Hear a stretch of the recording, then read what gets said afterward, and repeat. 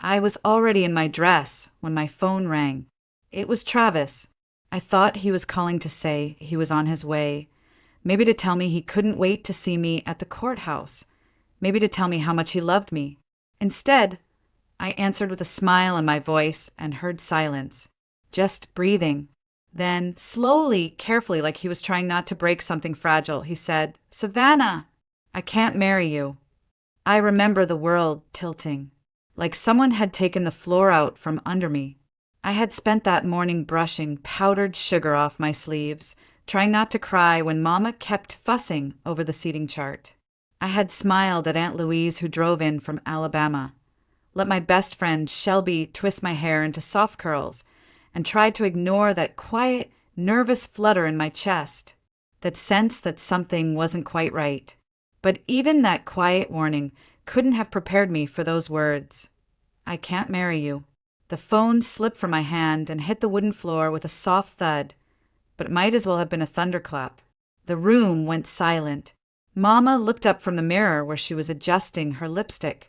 My dad, who had come in with a fresh cup of coffee, froze mid-step. For a long second, nobody moved. Then I whispered, almost to myself, "He's not coming." "What do you mean he's not coming?" Mama blinked, then started shaking her head as if she could unhear what I just said. "That's not funny, Savannah. Stop joking." "I'm not joking," I said. He said he changed his mind. Everything after that was a blur. The hush in the room turned into noise, plates clinking in the kitchen, Mama crying out, "What do I even tell people?" Shelby rushing toward me, her arms outstretched. But I didn't want anyone to touch me.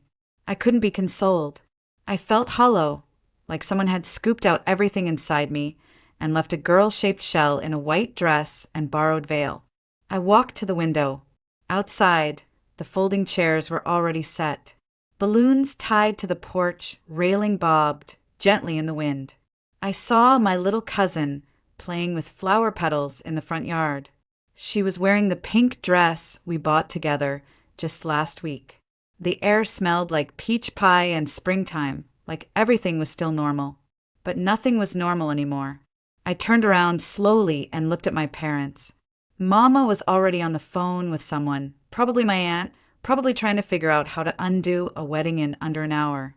Daddy just stood there, looking at me the way he looked at broken fences or busted engines, like he was already thinking about how to fix it. But he couldn't fix this. "I can't stay here," I whispered. "Where would you go?" Daddy asked. "I don't know, just not here." Then, like some kind of answer from above, my phone buzzed again. It was Aunt Jolene. I picked up. "I heard," she said, no need for small talk. Her voice was calm, matter of fact. "Pack your bag, darlin'. Come stay with me for a while." I didn't even say goodbye. I hung up and walked out of the room, still wearing the dress. I didn't take off the veil. I didn't grab my shoes. I just walked straight out the front door into the Georgia sun, into a new life I hadn't planned for. I didn't cry until I was on the bus, face pressed against the dusty window, watching my old town fall away behind me. I didn't know it yet, but that was the beginning of everything. The bus to Willow Creek was half empty, but I took the last row anyway. I didn't want to talk. I didn't want anyone to look at me too long and start asking questions. My veil was gone, but I was still wearing the dress, crumpled and smudged from the ride, the lace snagged near my hip. I hadn't had the courage to change. It felt like the only thing holding my body together, like if I took it off, I'd unravel completely. Every bump in the road made my stomach turn. I stared out the window as we passed open fields and broken fences, tin roof houses and clotheslines swaying in the wind. Everything looked so ordinary, so heartbreakingly unaware that my entire life had just collapsed. When I finally stepped off the bus, Aunt Jolene was already waiting. Her hair was piled high on her head like always, and she wore a denim jacket over her church dress, like she couldn't decide if she was coming from Sunday service or a cattle auction. She didn't say anything when she saw me, just nodded, picked up my bag and said, "Let's get you somewhere quiet." I thought she meant her house, but we didn't drive there. We passed it, her little yellow cottage with the porch swing and the wind chimes, then turned down a gravel road that led toward the edge of town. My heart sank a little. I thought maybe she changed her mind. Maybe I wasn't even welcome there. Then she pulled up in front of an old brick building with vines crawling up one side and faded paint on the other. The sign above the door was chipped, but still readable, Magnolia Oven. "Wait," I said. "You're leaving me here?" She turned the engine off and looked at me. "Savannah, if I take you into my house right now, you know what the neighbors'll say. They'll be knocking on my door before nightfall, wantin' to know why the runaway bride's camped out in my guest room. But here," she gestured toward the building, "here, nobody will bother you." My hands were shaking when I reached for the door handle. I don't even know how to be alone. Aunt Jolene softened a little. "Honey, you were alone the minute that man decided he didn't love you enough to show up. But being alone ain't always a curse. Sometimes it's where you find yourself again." Inside, it smelled like dust and wood smoke and something else. Something warm beneath all the decay. The old bakery had high ceilings and wooden beams that had turned black from years of oven heat. Sunlight filtered through cracked windows, casting golden streaks across flour-covered tables and rusted equipment. "This place hasn't been touched in years," she said, flipping on a light that flickered weakly before steadying. "Used to be 10 people working here. Now it's just ghosts and old stories."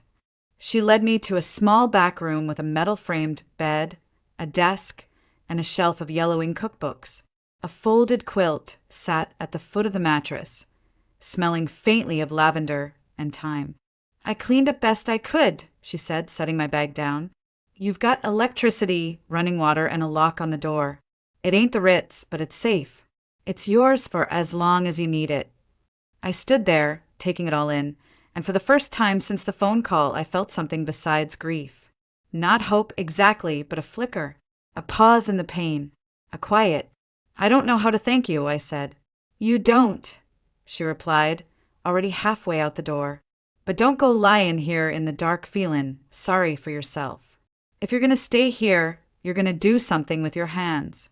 Clean, rearrange, paint, bake, something." I wanted to argue, but I didn't. She was right. I didn't know who I was anymore, but I couldn't figure it out lying still. That night, I sat on the edge of the narrow bed, still in my wedding dress, and listened to the creak of the walls, the hum of silence, and the sound of my own breath filling the empty space. No one knew where I was. Not Mama, not Travis. Just me and the bones of an old bakery that once fed a whole town. It should have felt lonely, but somehow it felt like the start of something real. The next morning, I woke to light streaming through the dusty windows and the distant sound of a rooster. For a few seconds, I forgot where I was. Then I saw the faded beams overhead, the chipped white paint on the walls, and the suitcase by the door. And I remembered. I wasn't a bride anymore. I didn't change out of the dress until noon. I finally peeled it off and hung it in the tiny closet next to the utility aprons that had been left behind. Seeing it there, white and crumpled, surrounded by the smell of yeast and old wood, felt symbolic in a way I wasn't ready to explain. I spent the day sweeping. Dust clung to every surface like memory. I opened the windows and let the wind carry out as much of it as it could. I wiped the old counters, shook out the rugs, and took the cracked dishes down from the shelves just to give them purpose again. I didn't know why I cared, but I did. When the kitchen was clean enough to breathe in, I sat by the giant brick oven in the center of the room and ran my hand along its edge. The bricks were blackened from years of use, but solid, strong. I leaned in, breathed deeply, and caught something faint beneath the dust. A smell like warm dough and caramelizing sugar. A memory I didn't own. Maybe someone else's story lingering in the walls. "If you could talk," I whispered to the oven, "I bet you'd have a hell of a tale." That night, I went to the little general store on the corner to pick up some groceries. The bell jingled above the door as I stepped inside, and instantly I felt all eyes turn. It was a small town. I knew what they saw, an unfamiliar face, a young woman buying single portions and dish soap, and the rumors had already started. Behind the counter was a woman in her 50s with cat-eye glasses and a name tag that read Cheryl. She leaned over the register like it was a secret-keeping box. "You must be Jolene's niece," she said with a smile too wide to be innocent. "Heard you're stayin' at the old bakery. That's unusual." "Guess I'm unusual," I replied, trying to sound lighter than I felt. "Well, that place has got bones," she said. "People still remember the bread from there. I used to sneak a slice before school when Miss Loretta ran the ovens. Best sourdough I ever tasted." That name stuck with me. Loretta. Back at the bakery, I made a simple dinner and sat by the window as the sky darkened. The air was thick with humidity, and somewhere in the woods behind the shop, cicadas were screaming like they had something to prove. I couldn't stop thinking about that smell, about the way the oven seemed to hum when I touched it, about how good it felt to scrub a counter until it shined. Something inside me was tugging, urging me toward movement. What if I tried? The thought arrived quiet, almost ridiculous. I'd never baked anything from scratch in my life, not without a box mix or a YouTube tutorial. But something about this place made me want to learn. Maybe it was the silence. Maybe it was the oven. Or maybe it was because I had nothing left to lose. The next morning, I asked Aunt Jolene about Miss Loretta. She raised an eyebrow. "Why?" "I want to learn to bake." She studied me for a long moment, then nodded. "Well, you're in luck. Loretta's still around. Lives over in Birch Hollow, just 15 minutes down the highway. Don't get your hopes up, though. She's stubborn as a mule and twice as particular. But if anyone can teach you, it's her." And just like that, the first ember of something new began to glow. Aunt Jolene's old pickup, grown the whole way to Birch Hollow. The road curved through woods and farmland until it spilled out near a weathered little cottage with green shutters and sunflowers leaning over the fence. That was where Miss Loretta lived, a woman I hadn't met, but whose name already carried the weight of cinnamon and yeast in my imagination. She answered the door before we knocked. Small and wiry, with silver curls pulled back in a scarf and a pair of hands that looked like they'd wrestled dough for 40 years. Her eyes scanned me like a ledger. Quick, sharp, no nonsense. "So," she said, arms crossed, "you're the runaway bride from Wayland." I flushed. I didn't think it would reach this far. "I'm Savannah," I managed. "I heard you used to bake at Magnolia Oven. I'd like to learn." Miss Loretta didn't move. She looked at me, then at Jolene, then back again. "Why?" I hesitated. I didn't know how to explain that I needed to bake, like I needed to breathe. That after being left at the altar, I wasn't sure what I was anymore. But I knew I couldn't go back to who I'd been. "I just want to try," I said. "That's all." She stared a second longer, then finally stepped aside. "You got shoes that can handle flour?" That was how my apprenticeship began. The first day, she had me sweep. Not the kind of sweeping I did at the bakery. This was more like a ritual. Then we cleaned the workspace, wiped every surface, and set out the ingredients like soldiers preparing for battle. "Baking," Miss Loretta said, "ain't just mixing things together. It's rhythm, patience, feeling. Dough knows if you're lying."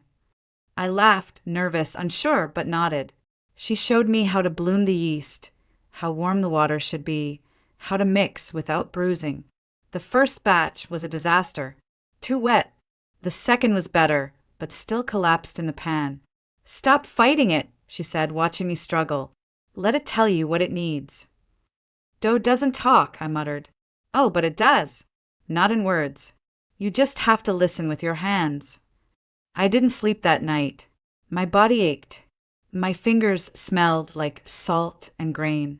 But I felt something I hadn't felt in months, engaged, present, tethered to the world by something warm and rising. By the end of the week, I could knead without looking down. I knew how to shape the loaves and check their proof by touch alone. And when Miss Loretta finally let me slide one into the oven by myself, I held my breath the entire time. It came out imperfect, Edges too brown, crust a little thick, but when she sliced it open and steam rolled out, she nodded once. "Not bad," she said. "Not great either," I replied. She grinned. "If it were perfect already, you wouldn't need me." We kept going. Every morning, I drove out to her cottage and worked until my arms were sore.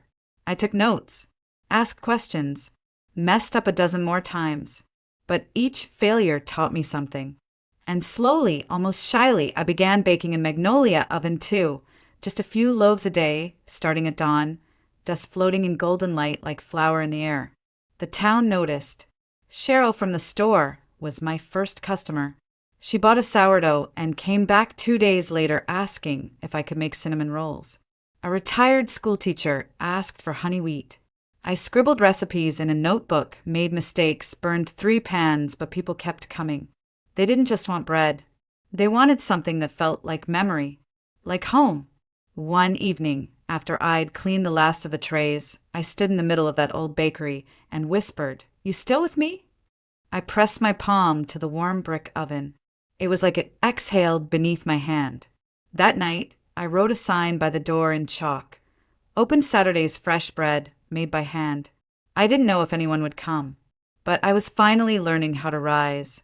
The smell of cinnamon and rising dough filled the air that morning. I had just pulled a tray of honey oat loaves from the oven when I heard the crunch of tires on gravel. I wiped my hands on my apron, expecting Cheryl or one of the regulars. But when I stepped outside and saw the car, my stomach dropped. It was an old silver sedan, scratched door, Georgia plates. I knew that car better than I wanted to admit. Travis stepped out like he was walking into familiar territory. Same slouched shoulders, same hesitant half smile, but thinner, paler, like he hadn't slept properly in weeks. "Hey, Savannah," he said, eyes scanning the front of Magnolia oven like he didn't recognize who I'd become. "Travis," I replied, flat as a cutting board. I didn't invite him inside. "I was just passing through," he lied. "Right." He glanced down the road, then back at me. "I've been here before," he admitted quietly, eyes fixed on the gravel. "A month ago, I parked across the street and watched people line up for your bread. I almost came in, but I didn't know what to say." I didn't answer, because there was nothing left to say. He stood there, hands in his pockets, shifting from one foot to the other like a boy waiting to be scolded. "Can we talk?" he asked. "You're already doing it." He winced but didn't back down. I know I messed up. What I did, it was unforgivable." I leaned against the porch post and crossed my arms. "That's one word for it." "I was scared," he said. "Everything felt too big. Too final. I panicked." "You panicked an hour before our wedding," I said, and I felt my voice tremble, but not from pain, from anger held in too long. "I've thought about that day every single one since," he continued, "and I want to fix it, if you'll let me." Something in me almost laughed. Not cruel, just tired. I looked at him, the man I'd once imagined raising kids with, building a porch swing with, growing old beside, and all I felt was distance, like remembering someone from a dream that no longer made sense. "You want to fix it?" I asked softly. "Tell me something, Travis. Did you fall back in love with me? Or did you just expect I'd stay frozen in time until you changed your mind?" He blinked. The question hit harder than he expected. I just miss you," he said. "I miss what we had." "What we had," I repeated. "You mean before you decided I wasn't enough to show up for?" His shoulders slumped. I didn't come to fight, and I didn't come to hear apologies that changed nothing. He stood there, hands hanging useless by his sides, like he didn't know what to do with them anymore. I thought maybe we could try again. "I see now. I was wrong. You're different." I nodded. "I am." He opened his mouth, then closed it again. There was nothing left to say. When he finally turned and walked back to his car, I watched the dust trail follow him down the road. I didn't cry. I didn't scream. I just breathed long and deep and felt something inside me finally loosen. I wasn't waiting anymore. When the dust finally settled, I realized I hadn't just closed the door on Travis. I had closed it on the woman who once measured her worth by someone else's promises. That version of me, the one who begged for love, for presents, for crumbs, was finally gone, and I didn't miss her. That evening, as the sun dipped behind the trees and cast warm amber light through the bakery windows, I took off my apron and sat at the long wooden table where I shaped the dough. The place was quiet except for the soft ticking of the wall clock and the smell of cooling bread. I reached for the drawer where I kept important papers and pulled out the business card Mason had given me weeks ago. I hadn't called him yet, not because I didn't want to, but because a part of me had been waiting to see if the past would come knocking first. Now it had, and I had answered with silence. I picked up the phone and dialed the number. He answered on the second ring. "This is Mason Carter." "Mason, it's Savannah, from Magnolia Oven." A pause. Then, warmly, "I was wondering when I'd hear from you." "I'm ready," I said. "Let's talk." Mason showed up 2 days later with a leather folder under one arm and that same calm, grounded presence that had made me curious the first time we met. He walked through the doors of Magnolia Oven like he belonged there, not as a guest, not as a buyer, but as someone who respected the bones of a place and the woman who kept it alive. We sat at my dough table, now doubling as a conference desk, with a pot of tea between us and sunlight spilling across the floor. "I've looked into the property records," he said, unfolding the papers. "The building's owned by the county.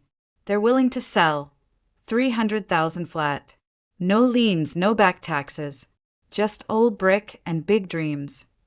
I let out a low whistle. "That's a lot of zeros." Mason nodded. "It is, but not impossible. I'll cover the full cost for now," he said gently. 300,000 is a lot, but I'm not investing in walls. I'm investing in you. The ownership's yours, because this place wouldn't exist without your hands, your story." I stared at him. "You'd give me 40%? He smiled. "Savannah, this place already has a soul. I'm not here to take that. I'm here to help it grow." I looked down at the table where my palms had pressed dough into shape day after day. I thought about the cracked oven, the burn mark on my apron, the notebook where I scribbled every failed recipe and accidental success. None of this had come easy, and yet none of it had ever felt like a burden. "You're serious," I said. "Completely." I nodded slowly. "Then let's do it." The week that followed felt like a storm of paperwork and county inspections. I filled out forms I didn't understand, sat through meetings about health codes and business licenses, stood in line at the bank with shaking hands. But Mason was there, every step, translating legal jargon into plain English, reassuring me when I felt small, reminding me that this wasn't just his investment. It was my story. By Friday afternoon, I held the deed in my hands. Magnolia Oven was mine. Mine in ink and law, mine in sweat and hope. That night, I stood in the middle of the bakery and let it sink in. I ran my fingers across the same counter where Miss Loretta once rolled dough, touched the bricks of the oven like they were part of my own spine. I wasn't just baking anymore. I was building something that could last. The next morning, Mason picked me up early. "I want you to see the stores," he said. "Come meet the people who'll be selling your bread." The drive to the city was quiet, comfortable. He told me about his first shop, how it had started with a single shelf of local honey and grew into a network of markets that carried everything from heirloom tomatoes to small batch preserves. He wasn't flashy. He didn't name drop. He just believed in honest food and the people who made it. When we pulled into the parking lot of the first store, I felt nerves twist in my stomach. But inside, it wasn't what I expected. No neon lights, no corporate gray walls, just wood shelves, baskets of fresh produce, and the scent of real food. A girl named Lena behind the counter waved and smiled. "So this is the baker?" she asked Mason. I blushed. "I'm still learning." "We all are," she said. At the second store, an older man in an apron shook my hand and said, "You bring that cinnamon bread you made last week, and I'll clear a whole shelf."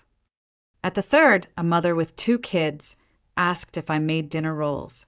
By the time we drove back, I had a notebook full of requests, names, and ideas.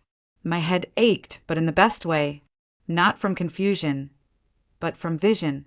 As we reached Willow Creek, Mason slowed the truck and glanced over at me. "You did good today," he said. "Thanks. I mean it." I smiled. "So do I." That night, I didn't feel like a woman who'd been left in a wedding dress. I felt like an owner, a creator, a woman who had taken what broke her and turned it into something that could feed the world. 6 months later, Magnolia Oven was no longer just a building. It was alive again. 3 ovens fired from dawn to dusk. The air inside constantly smelled of rising dough, sugar, and cinnamon.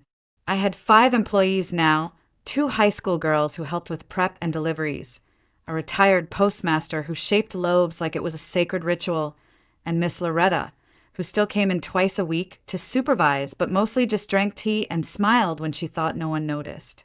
We baked close to 100 loaves a day. Sourdough, honey oat, rosemary olive oil challah on Fridays. Sometimes I'd pause while brushing butter on a fresh crust and think, this came from nothing, from heartbreak, from ashes. The town responded. People lined up on Saturday mornings before we even opened. Tourists wandered in after hearing about us from some food blogger I'd never met. Kids left sticky-fingered and smiling. It was chaos. It was beautiful. And it was mine. Mason kept his word. He didn't interfere. But he did show up, sometimes with order forms, sometimes with new packaging ideas, sometimes with just 2 coffees and a warm, "How are you holding up?" He never pushed, never asked more than I was ready to give. But he was there, always just there. And slowly, something softened in me. One night, after we'd finished a massive batch for a citywide food festival, I found him wiping down the front counter. Flour smudged his shirt, and he looked less like a businessman and more like someone who belonged.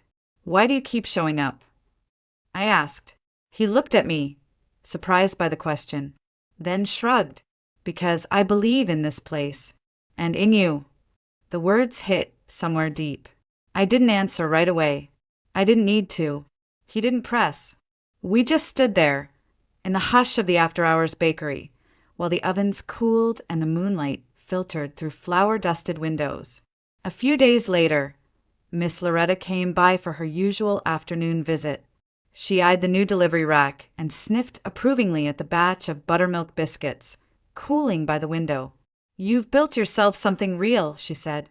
"I couldn't have done it without you." She waved that off with a snort. I just pointed at the dough. "You were the one needin' through all the mess." Then she looked at me, serious. "And that Mason boy, he likes you." "I know." "You like him." I hesitated, not because I didn't know, but because admitting it meant letting go of something I had used as armor. "Yes," I said quietly, "but it's different this time." She nodded. "It should be. Different's good." That evening, Mason stopped by after closing. He brought over 2 lemonades and news from the city. We'd been featured in a small regional magazine. Nothing huge, but enough to make people curious. Enough to prove what we were doing mattered. As we sat on the front steps of the bakery, sipping quietly, he turned to me. "Can I ask something?" "Go ahead."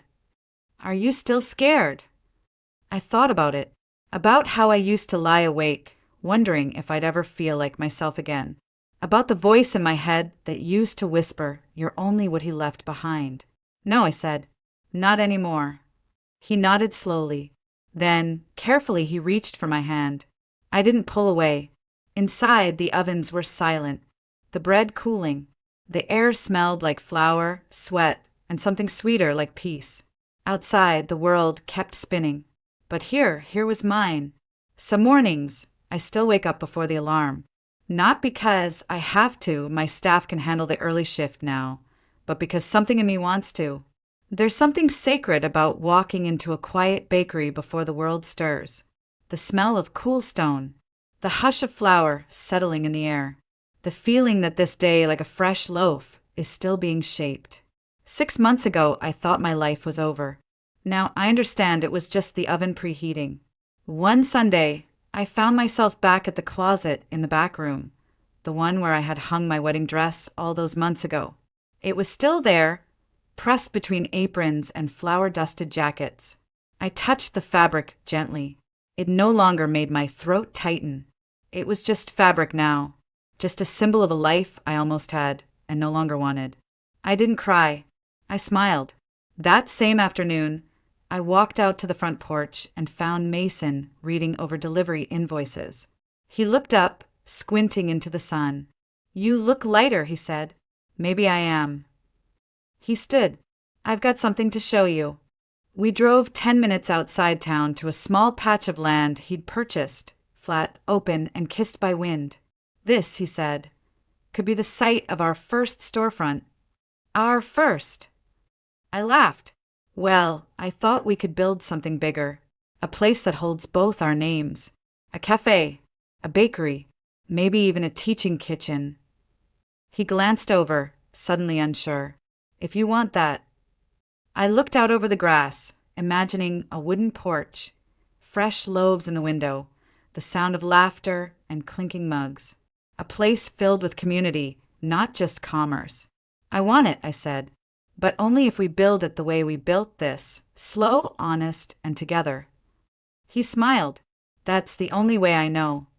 Back at Magnolia Oven that evening, I sat with Miss Loretta while she sipped her chamomile tea and watched a new batch of sourdough rise behind the glass.